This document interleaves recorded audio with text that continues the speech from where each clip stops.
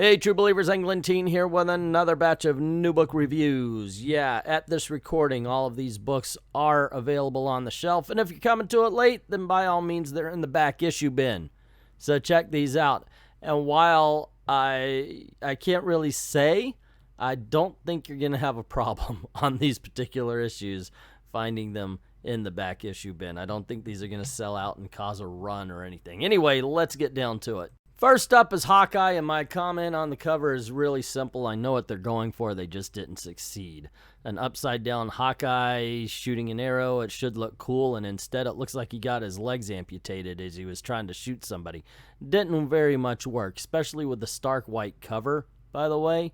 So you have Hawkeye show up at this meeting, and it's basically he's showing up as a sidekick to this new guy as he's auditioning people, and the new guy, apparently he's a third tier or fourth tier villain who got himself possessed by a demon cloak of some sort, so the cloak itself is a demon.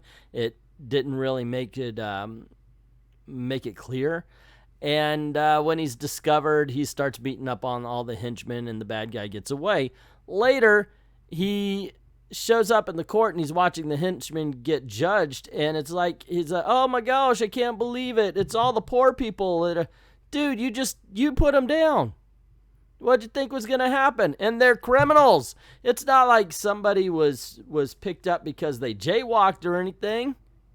They were criminals. And what were they doing, by the way? Seriously, they were literally just standing around talking. This wasn't, hey, we're committing a crime. They weren't stealing anything.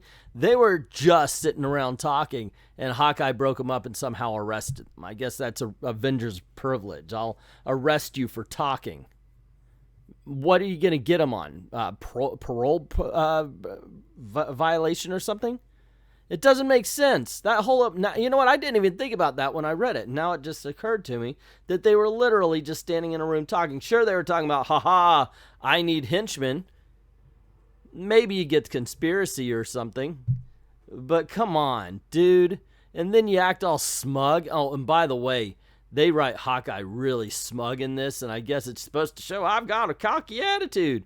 All it shows, you just want to slap him. You know what? I did not know I disliked this book as much until I started talking, and I realized how much I just want to smack the shit out of Hawkeye in this book.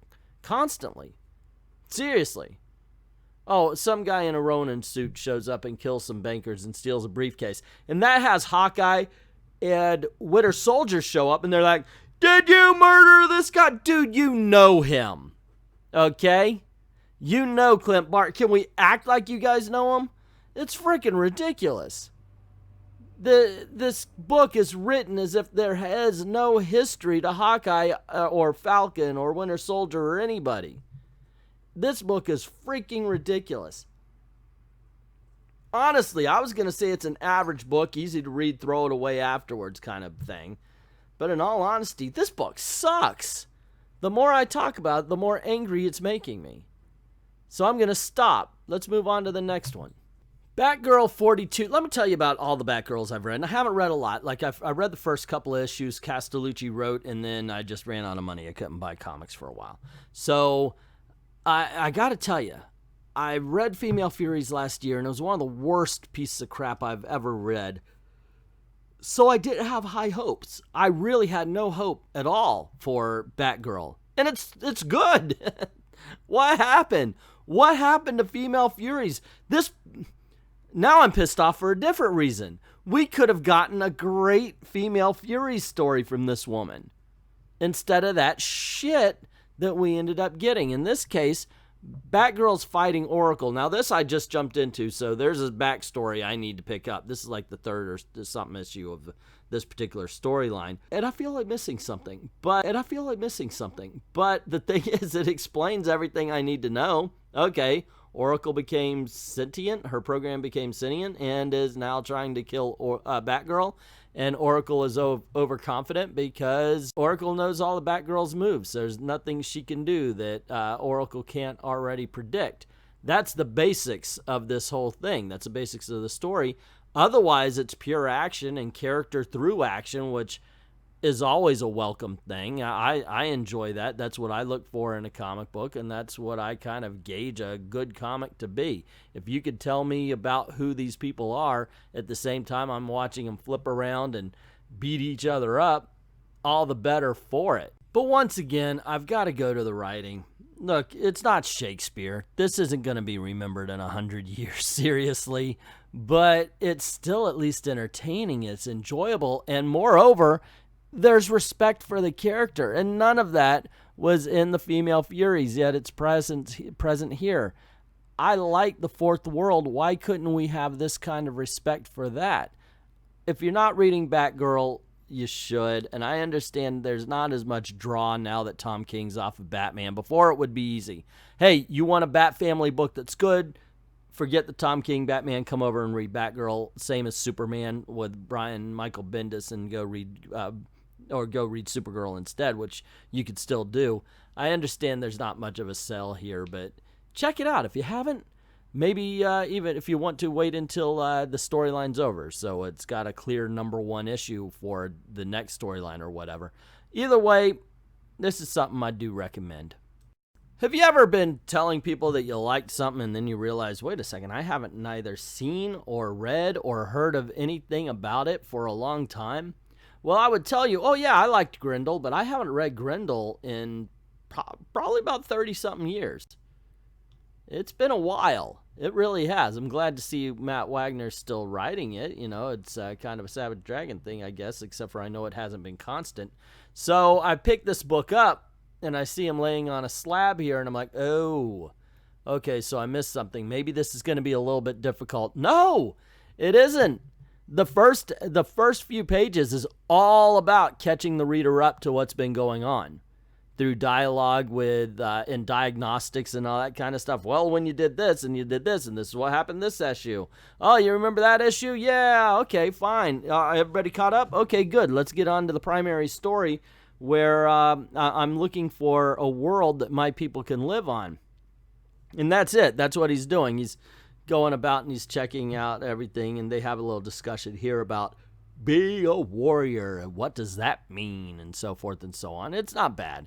This part is the slow. I was like, okay, I got to get through this to get to the meat and potatoes of the story. And so this is not the perfect book. This was a slog right here. But once it got to the actual story where Grendel is doing his mission, where he goes to the ice planet and everything, that's when it picks up, and that's when it becomes fun. Once again, not the best book in this particular batch, which I'm kind of wondering what's going on. Usually independents are always #2 or 1. That's just been not anything I'm trying to do. It's just something I've noticed as my reviews have gone on. This one, I'm afraid this is going to take the number. No, it is #2 because Hawkeye just sucked, didn't it? Okay, well, there you go. Anyway, once he gets to the Hoth planet here, I really liked it. I thought it was a very good idea. He meets these creatures who, there's only 12 of them allowed to be out because this city ran out of resources. And all of the others are in hibernation. They're in this cryogenic freezing thing. It's really an interesting story. I don't want to tell any more than that because I don't want to spoil anything for those brave enough to pick up a Grendel. I would definitely say pick it up from the beginning, though, even though you get everything. I mean, come on, this is issue #3 of a miniseries. It's just better to pick it up from the beginning. That being said, issue #3 is standalone. Still works. There you go, gang. That's the big batch of reviews there, and I guess the big winner here would be Batgirl and then Grendel and then Hawkeye. I really would just avoid Hawkeye. That book literally got me mad the more I thought about it. That's something. That's really an achievement right there. Have you read these books? Let me know in the comments below. Don't forget to click like, share, subscribe, of course. Definitely share. We need to get word out about the channel here.